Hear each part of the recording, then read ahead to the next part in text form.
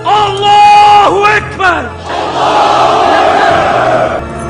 Allahu Akbar. Halo Sobat Baku Hantam, mitos pasukan Mongol tak terkalahkan akhirnya terbantahkan, termentahkan, tertaklukkan dalam pertempuran ini asyap. Dimulai pada awalnya bangsa Mongol ini mulai penaklukan mereka di Timur Tengah pada tahun 1258 waktu itu di Baghdad, pusat budaya dan ibu kota kekhalifahan Abbasiyah, dan jatuh dalam riuhnya peperangan. Perkiraan yang mendekati valid dari perebutan kota Baghdad ini menempatkan jumlah kematian pada angka 200.000 manusia. Wah. Seiring dengan pembantaian penduduk, para penyerbu dari Mongol yang barbar ini juga menghancurkan masjid dan perpustakaan Baghdad, termasuk Baitul Hikmah alias House of Wisdom yang terkenal.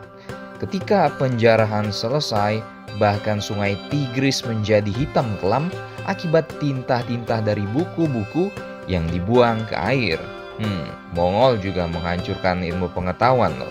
Buat kalian yang nggak suka buku, kalian mungkin anak Mongol. Nah, dengan menghilangkan literasi hasil pembelajaran selama berabad-abad, bangsa Mongol berusaha menghancurkan semua elemen pemerintahan Muslim di Timur Tengah.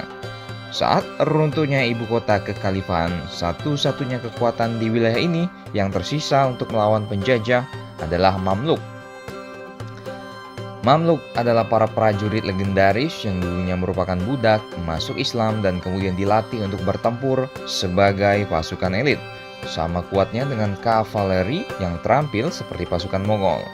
Pada masanya mereka telah menyerang beberapa wilayah yang masih dimiliki orang Kristen di bawah panji-panji negara-negara tentara salib.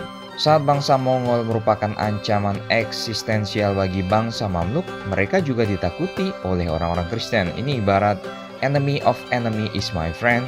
Pada tahun 1260, negara-negara salib ini memberikan laluan yang aman bagi Mamluk untuk melewati wilayah mereka dalam rangka untuk mencegat pasukan Mongol. Dalam pertempuran ini, pada perhitungan sederhananya, kedua pasukan berjumlah cukup seimbang. Keduanya menerjunkan sebanyak 10.000 sampai 20.000 pasukan termasuk kavaleri di dalamnya. Namun waktu itu Hulagu Khan tidak hadir.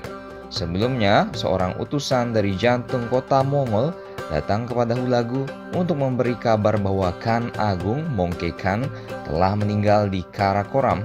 Dan sesuai tradisi Mongol, semua pangeran termasuk Hulagu harus segera pulang untuk memilih Khan baru. Mungkin di pikiran Khan waktu itu, gue pulang aja lah, nggak apa-apa ya kan. Dan pasukannya mungkin bisa menang dengan mudah melawan Mamluk waktu itu.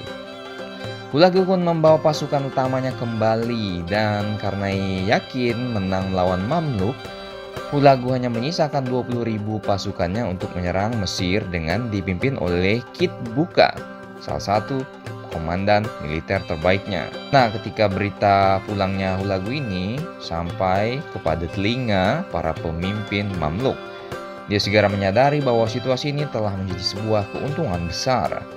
Dia memerintahkan untuk menghentikan persiapan pertahanan di Kairo dan sebagai gantinya memerintahkan pasukannya untuk bersiap segera maju terlebih dahulu untuk menyerang pasukan Mongol.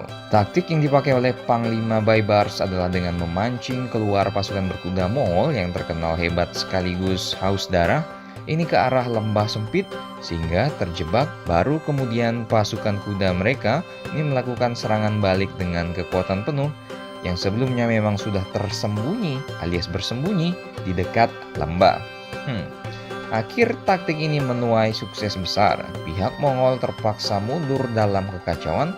Bahkan panglima perang mereka Kit Buka ini berhasil ditawan dan akhirnya Perlu dicatat bahwa pasukan berkuda Bani Mamluk secara meyakinkan berhasil mengalahkan pasukan berkuda Mongol yang belum pernah terkalahkan sebelumnya. Bagaimana menurut kalian? Silakan baku hantam kalian di Mesir.